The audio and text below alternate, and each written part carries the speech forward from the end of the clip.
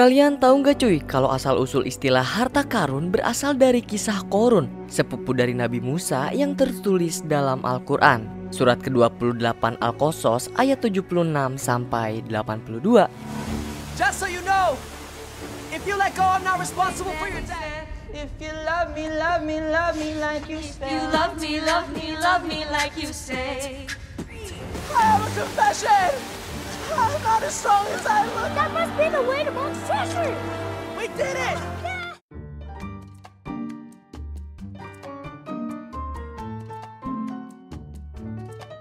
Aloha Cinephile, gimana kabar kalian? Semoga sehat dan bahagia selalu ya. Hujan turun belum mereda, airnya rembes dari talang. Berpetualanglah kalian selagi muda, jangan HP melulu dipegang. Nah, pada kesempatan kali ini Movie Rastis mau ceritain alur film yang berjudul Finding Ohana, menceritakan kisah perjalanan mencari harta karun yang disembunyikan oleh para penjajah. By the way, pas lagi ngerekam suara buat video ini, masa sial banget dah. Udah ngerekam lama-lama, taunya mic-nya gak kecolok. Nih, lihat aja. Anjing, petek 44 menit. Mikir kagak nyolok, anjing. Emang sengaja banget kali ya biar bikin kerja 2 kali. Oke deh, tanpa berlama-lama lagi, langsung aja Movie Rastis ceritain. Film diawali dengan memperlihatkan sebuah kompetisi tahunan yang sedang dijalani oleh beberapa anak. Salah 2 dari mereka bernama Yuni dan Pilih. Dalam kompetisi ini mereka diharuskan menemukan berbagai petunjuk dari beberapa lokasi yang sudah ditentukan. Sesampainya di lokasi terakhir yang berletak di kolam renang, 2 anak lain mendahului Yuni dan Pilih. Tetapi mereka tahu kalau yang dimaksud petunjuk bukanlah kolam renang, melainkan ruang bawah tanah yang ada di bawahnya. Setibanya di sana, mereka segera mengumpulkan beberapa angka yang menjadi kode untuk membuka salah satu loker. Dan langsung aja, berkat kepintaran Pilih, mereka berdua memenangkan kompetisi ini, lalu mendapatkan hadiah liburan ke perkemahan harta karun pada musim panas.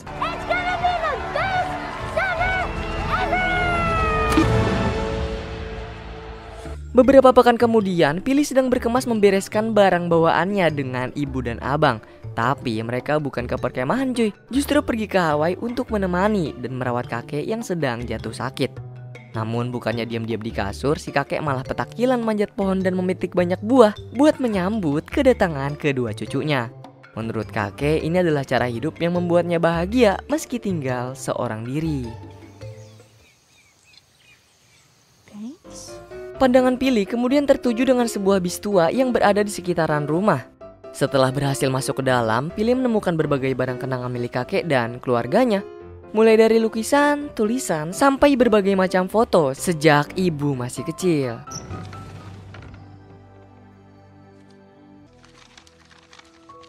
Tanpa sengaja, Pilih menemukan sebuah buku kuno yang disembunyikan kakek. Dan setelah dibuka, buku kuno ini berisi tentang semua catatan perjalanan dari seorang pria bernama Monks yang menemukan harta karun. Belum sempat membaca catatan sampai akhir, kakek kemudian datang. Beruntung ada seorang bocah lain bernama Casper yang membantu Pilih menutupi aksinya barusan. Casper berkata kalau Pilih cuma jalan-jalan bersama kucing peliharaannya. Maksud Casper mendatangi kakek sendiri adalah untuk membantunya menguburkan burung yang barusan mati. Dari tempat pemakaman burung, Pilih kembali ke kamarnya dan menemukan foto mendiang ayah saat baru menikahi ibu. Kenangan itu juga yang membangkitkan kembali semangat Pilih untuk menjelajahi Hawaii demi mengenang sang ayah. Malamnya Pilih kembali membuka catatan dan mendapat informasi nih dari kakak mengenai salah satu gambar. Ia memberitahu kalau gambar itu adalah para prajurit hantu Hawaii. Prajurit hantu itu selalu berkeliling di malam hari untuk menjaga Hawaii. Kemudian saat genderang beduk berbunyi, cahaya obor terlihat dan suara trompet kerang terdengar. Pertanda mereka sudah dekat dan kita harus merunduk atau mati. Keesokan hari, Pilih dan kakak mendengar ibu yang sedang ngomelin kakek karena beliau tidak membayar cicilan rumahnya selama 5 tahun.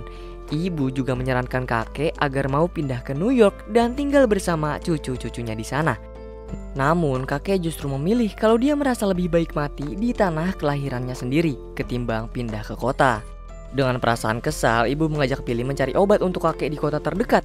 Sementara kakak, dia kedatangan Casper dan seorang pengantar roti bernama Hana yang membuatnya tertarik. fall in love. Namun, Hana justru kesal dengan perilaku kakaknya yang tidak ramah dengan Casper. Padahal Casper ini adalah teman baiknya. Billy yang memutuskan untuk tidak ikut ibu lanjut membaca catatan Monks. Catatan tersebut memberitahu perjalanan Robinson dan Brown yang menandai setiap rute perjalanan mereka. Sementara tugas Monks sebagai jurumudi kapal adalah mencatat semuanya. Kebetulan Casper yang menjadi penduduk pribumi datang. Billy pun segera memintanya untuk menerjemahkan beberapa catatan Monks yang ditulis menggunakan bahasa Hawaii. Catatan tersebut bertuliskan kalau ini semua adalah perjalanan menuju harta karun yang disembunyikan oleh Robinson. Saat itu Robinson, Brown, dan Monks berada di satu kapal. Kemudian Monks dihasut oleh mereka berdua untuk melakukan pemberontakan. Setelah berhasil menghabisi kapten, beberapa awak, dan membakar kapal, Robinson, Brown, dan Monks bersama sisa awak kapal terpercaya membawa semua harta ke Pulau Hawaii dan menyembunyikannya di sini. Kemudian Monks diminta tinggal selagi Robinson dan Brown kembali berlayar ke Inggris. Tapi setelah bertahun-tahun menjaga kapal, mereka tidak pernah kembali. Monks yang sudah terlalu lama menunggu dan sekarat bertemu dengan pasangan lansia yang kemudian membantunya. Lalu berkat kebaikan dari mereka berdua, Monks membalas dengan memberikan catatannya. Tapi sampai sekarang belum ada yang bisa memastikan kalau harta karun tersebut sudah dimiliki oleh pasangan lansia tadi. Dan secara tiba-tiba kakek datang lalu ngomelin Billy sebab telah mencuri catatan tersebut. Tanpa sengaja kakek juga mendapatkan foto lama saat ayah dan ibu baru menikah. Hal tersebut pun membuat kakek merasa bahagia setelah melihat kenangan pernikahan anaknya. Kemudian kakek memberitahu Billy kalau catatan Monks ini telah diberikan secara temurun-temurun dari kakek-kakeknya kakek. Selain catatan, rupanya Monks juga memberikan sebuah koin emas kepada leluhur Billy. Dan hingga kini, kalung koin emas itu masih menjadi benda sakral untuk keluarga mereka.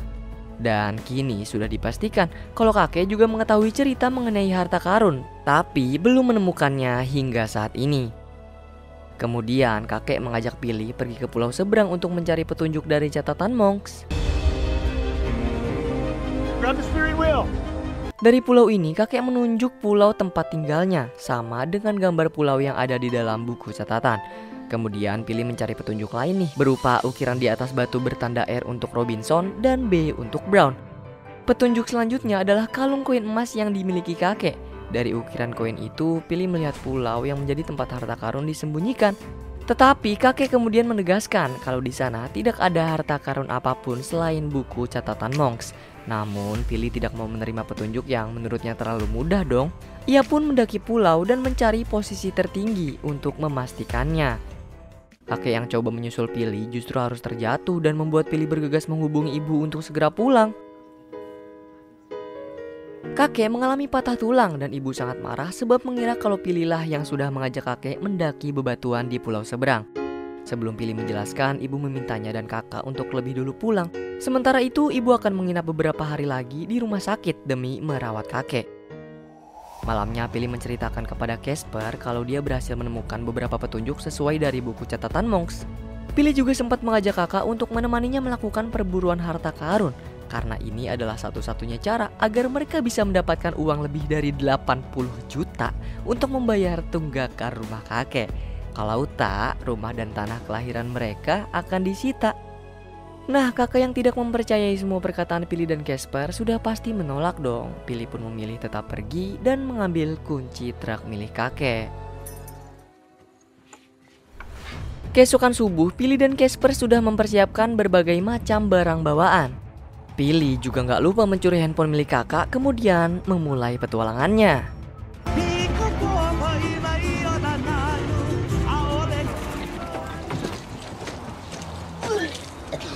Perjalanan mereka berdua kemudian dilanjut dengan jalan kaki. Tak lama kemudian, Billy dan Casper sampai di suatu tempat wisata dan menerobos masuk ke dalamnya. Kebetulan juga tempat wisata ini dianggap keramat oleh orang pribumi dan menjadi lokasi syuting film Jurassic Park. Sementara itu, ibu menghubungi kakak untuk memastikan keadaan Billy. Akan tetapi ia justru terkejut setelah mendapat surat dan tidak memberitahu ibu kalau saat ini Billy sedang pergi mencari harta karun. Di sisi lain, gelagat Billy di dalam tempat sekarang telah diketahui nih oleh seorang petugas. Dan kebetulan lagi dia adalah Ryan, temannya Casper. Beh, keren-keren nih bocil temennya anjir. Berkat Rian juga, Casper diizinkan dengan bebas untuk menelusuri tempat wisata menggunakan KTV bersama Pili. Di rumah, kakak yang sedari tadi melacak keberadaan Pili melalui handphone akhirnya mengetahui kalau ia sedang berada di tempat wisata. Kebetulan tempat tersebut juga dirawat oleh Hana, wanita remaja sebelumnya. Dari sini kita tahu kalau Casper berteman dengan semua petugas tempat wisata. Kembali ke Pili, dia yang masih ditemani Casper berhasil mendapat lambang lain dari wilayah wisata. Lambang itu membawa Pili ke tempat yang menjadi petunjuk lain nih. Terus dalam perjalanan mereka, Casper membuang beberapa barang, termasuk yoyo yang tidak sengaja nyangkut di ranting.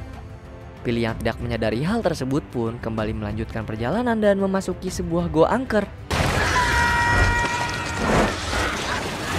Pili dan Casper menemukan beberapa kerangka yang di dalamnya terdapat koin emas juga permata. Aksi mereka berdua juga segera disusul oleh kakak dan Hana yang sedang dalam perjalanan menuju tempat wisata. Dan tidak membutuhkan waktu terlalu lama, Hana berhasil menemukan kendaraan serta yoyo milik Casper yang tadi tanpa sengaja jatuh. Permata yang tadi ditemukan Pili langsung ia tunjukkan kepada kakak dan Hana. Dari bukti tersebut, barulah kakak menyadari akan kebenaran tentang harta karun yang semalam Pili bahas dengannya. Namun alih-alih ingin membantu Pili dan Casper keluar, justru mereka berdua ikut terjerumus nih ke dalam lubang kegelapan.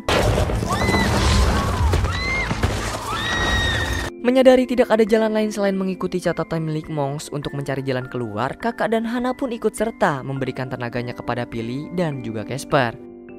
Kemudian dari lubang, catatan Monks mengajak mereka berempat melewati sebuah celah dengan bebatuan tajam di sekitarnya.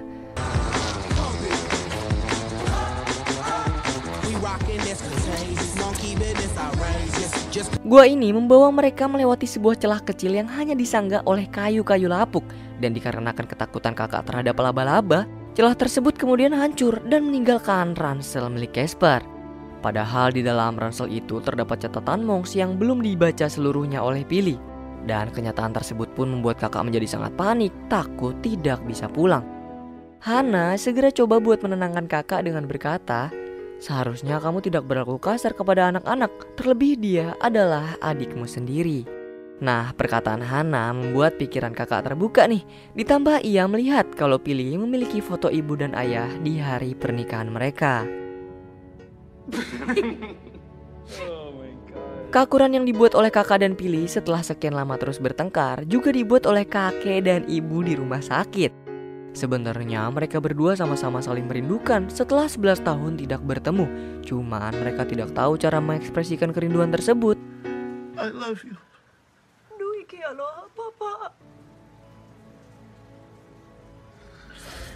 Sementara Pili dan kawan-kawan mereka kembali mendapat medan yang berbahaya. Untuk melewati kawah lava, mereka harus berjalan di pinggiran jurang secara perlahan lalu melompat ke seberang. Tapi masalah lain datang cuy. Kakak ternyata menyembunyikan kondisinya dari Hana dan Pili. Mereka berdua nggak tahu nih kalau dia tergigit laba-laba sebelumnya dan hanya memberitahu Casper. Sekarang Pili mendapatkan sebuah danau dalam gua. Namun ini bukanlah danau biasa, melainkan sebuah terowongan yang tertutup oleh air hujan. Dari sini mereka akan menyelami danau dan melewati terowongan tersebut. Dan karena Pili tidak bisa berenang, ia pun meminta bantuan dari kakak lalu melewatinya bersama.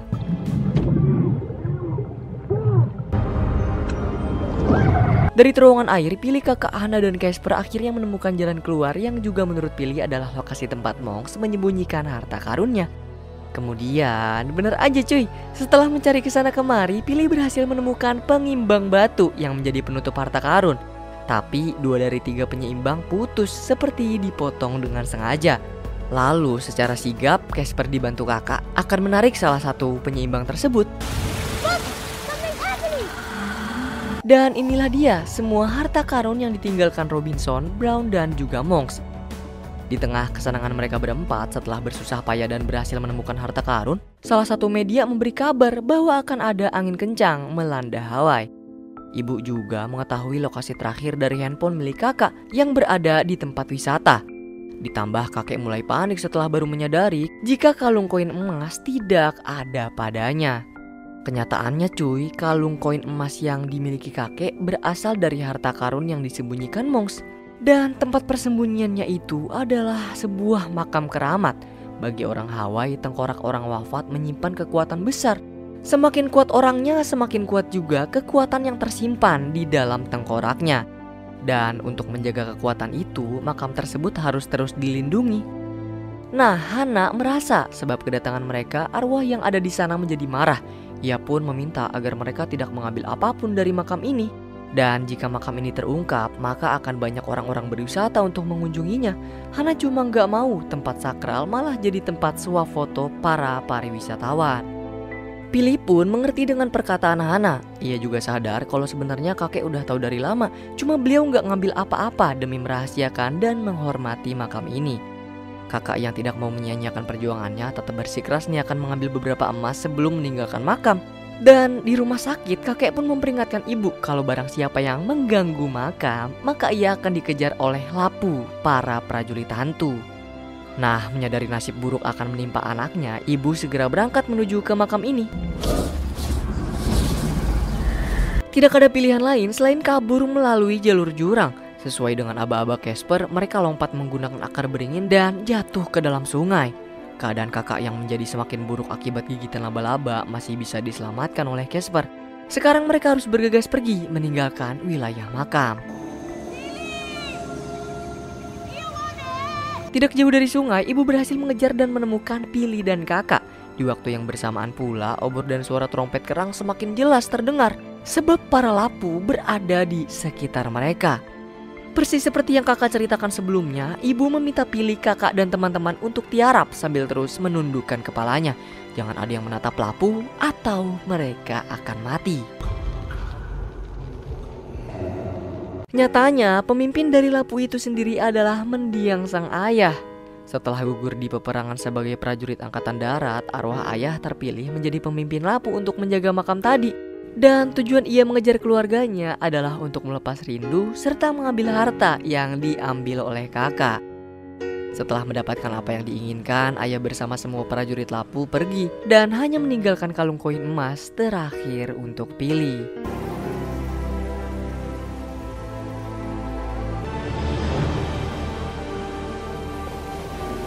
Keesokan harinya, kakek menjelaskan alasan ibu, Pili, dan kakak tidak tewas setelah bertatapan dengan Lapu karena darah ayah mengalir di tubuh mereka. Ditambah kakek mengetahui kisah Robinson dan Brown yang berakhir tewas oleh Lapu. Sementara Monks, dia akhirnya bisa menghabiskan hidup di tanah kelahirannya, yaitu Hawaii, dengan sangat bahagia.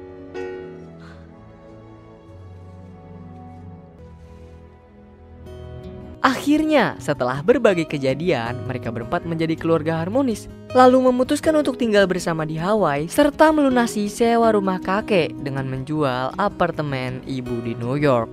Dan kemudian film pun selesai. Wah, kalau ngebahas film petualangan gini tuh gue jadi inget zaman kecil dah. Dulu sering banget ngebolang ya kan, lewatin jalan-jalan setapak, terus metikin duri pohon salak buat masukin ke dalam kulit jari, ala-ala pesulap gitu dah. Nostalgia banget cuy. Selain itu kita juga lagi-lagi bisa mendapatkan pelajaran nih. Sekecil apapun itu, asalkan bisa membuat keluarga bahagia, adalah salah satu momen paling menyenangkan dalam hidup ini.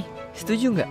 Dan untuk skor, Movie Rastis ngasih 7 dari 10 jengkol, yang berarti cukup bahu buat kamu nikmatin. Kalau menurut kamu yang udah nonton film ini gimana? Mau ngasih skor berapa sih? Komen-komen ya. Dan terakhir, Movie Rastis mengucapin banyak terima kasih untuk kamu yang udah nonton konten kami. Like video ini jika kalian suka. Kalau ada kritik, saran, atau mau request bisa banget di komen-komen kayak biasa. Pokoknya jaga terus kesehatan ya, dan semoga keberkahan selalu menyertai kita. Salam dari kami untuk kalian semua. Bye-bye.